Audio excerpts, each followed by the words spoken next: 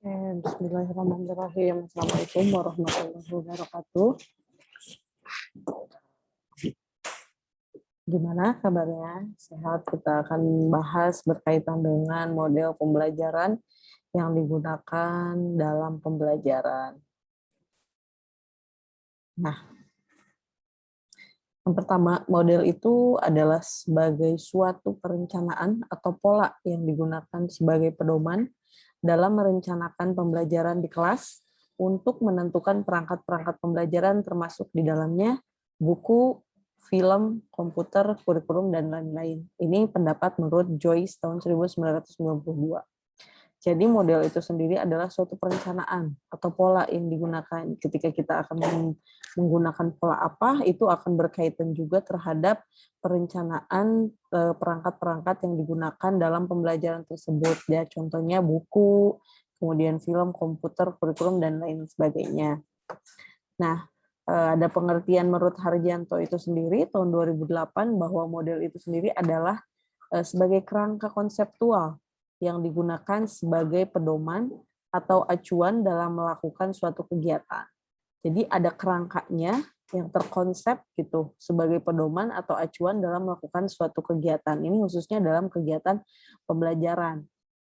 Kemudian fungsi dari model itu sendiri adalah sebagai bimbingan, kemudian mengembangkan kurikulum, spesifikasi alat pelajaran, dan memberikan perbaikan terhadap pembelajaran. Artinya model itu sendiri adalah berfungsi untuk membimbing. Seperti apakah model tersebut bisa membimbing kita dalam pembelajaran. Kemudian ya membimbing siswa dalam pembelajaran. Kemudian yang kedua mengembangkan kurikulum. Kurikulum seperti apa yang memang kurikulum 2013 contohnya dalam pendidikan kita itu bisa dikembangkan dalam mode-mode pembelajaran yang sudah tertuang dalam Sisdiknas itu sendiri. Ada mode pembelajaran problem based learning, kemudian ada inquiry, ada discovery, dan juga ada project based learning gitu. Kemudian spesifikasi alat pelajaran. Jadi ketika kita menggunakan model pembelajaran tertentu itu juga akan menspesifikasikan alat pelajarannya itu apa saja gitu ya. Kemudian memberikan perbaikan terhadap pembelajaran. Artinya model pembelajaran itu sebagai obat, sebagai solusi berkaitan dari masalah yang digunakan dalam pembelajaran.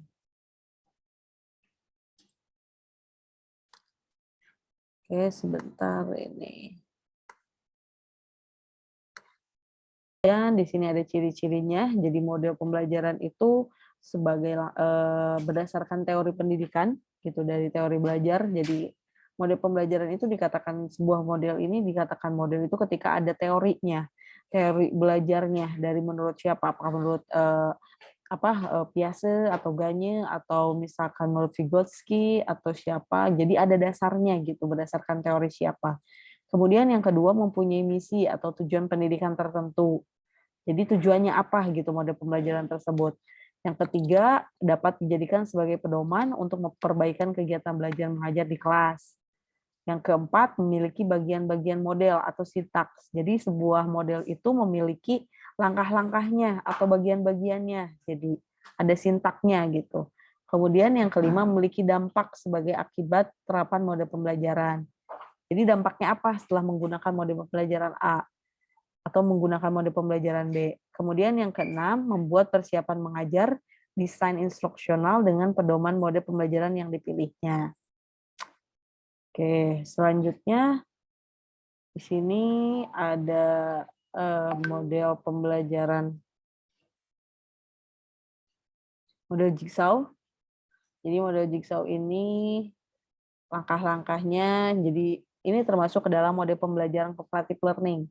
Model pembelajaran cooperative learning itu sendiri adalah mode pembelajaran yang memang berkaitan tentang siswa itu berkelompok atau bekerja sama dengan temannya gitu. Makanya siswa ini dikelompokkan ke dalam 4 anggota tim, kemudian setiap anggota tim diberikan materi yang berbeda, kemudian tiap anggota tim diberikan bagian materi yang ditugaskan, ada anggota dari tim yang berbeda mempelajari materi tersebut.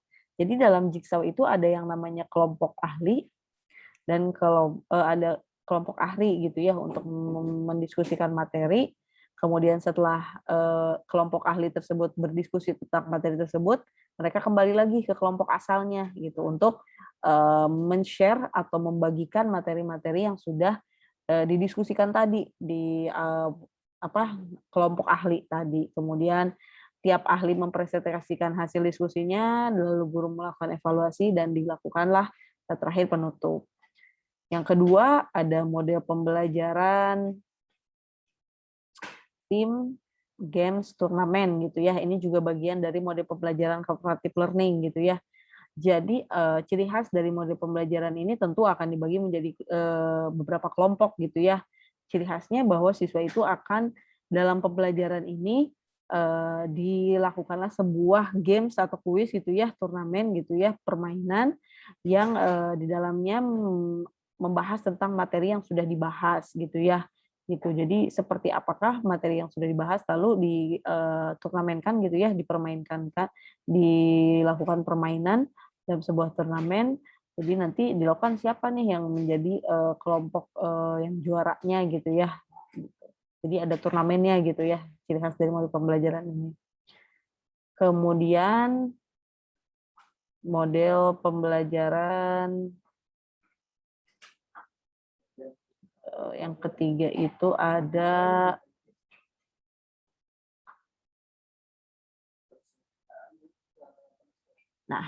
model time assisted individualization atau TAI di sini sama, ini masih terkait dengan model pembelajaran cooperative learning. Jadi guru itu membagi ke dalam beberapa kelompok gitu ya, sesuai dengan nilai ulangan hariannya seperti apa. Jadi berdasarkan itu, kemudian setiap kelompoknya nanti akan mengerjakan tugasnya, kemudian melaporkan keberhasilan kelompok dengan presentasi, kemudian guru memberikan post-test untuk dikerjakan. Jadi di sini untuk TA itu sendiri dilakukan dulu pretest dan post-test gitu ya.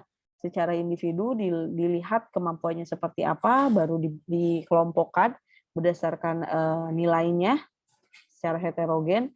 Kemudian dilakukanlah pembelajaran, baru di akhir nanti akan dilakukan post-test kembali gitu ya. Soalnya sama seperti pretest tadi. Kemudian model pembelajaran yang keempat ya, ini ada model group investigation teknik gitu ya. Jadi dari katanya juga sudah mungkin ibu-ibu bisa membaca, bapak-bapak bisa membaca bahwa ini berkaitan dengan investigasi gitu ya. Ini juga masih bagian dari model pembelajaran cooperative learning. Artinya ini akan dibagi ke dalam beberapa kelompok gitu ya. Nanti ketua kelompoknya itu akan diberikan tugas membahas materi yang sudah ada, kemudian berisi temuan gitu setelah diskusi lewat juru bicara melakukan hasil pembahasannya. Jadi dalam diskusinya itu ada sebuah investigasi gitu ya, penemuan yang akan dilakukan oleh siswa.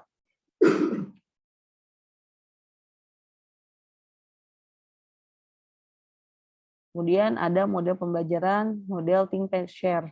Ini juga masih bagian dari model cooperative learning gitu ya.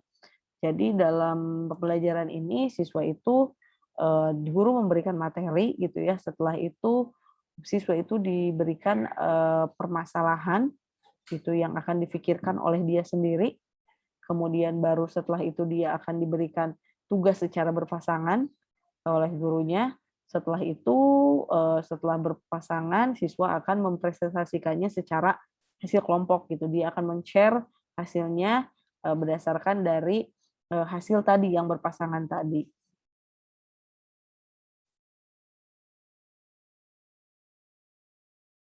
Oke, selanjutnya ada model make match.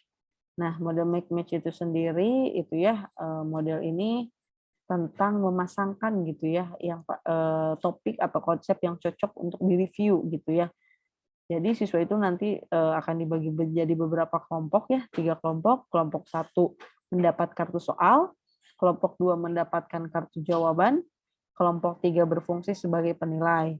Jadi siswa yang mendapat satu kartu yang berisi pertanyaan, kemudian pertanyaan atau jawaban, kemudian mencari pasangannya. Ketika dia memang mendapatkan pertanyaan, berarti dia harus mencari di mana ini kartu yang jawabannya gitu.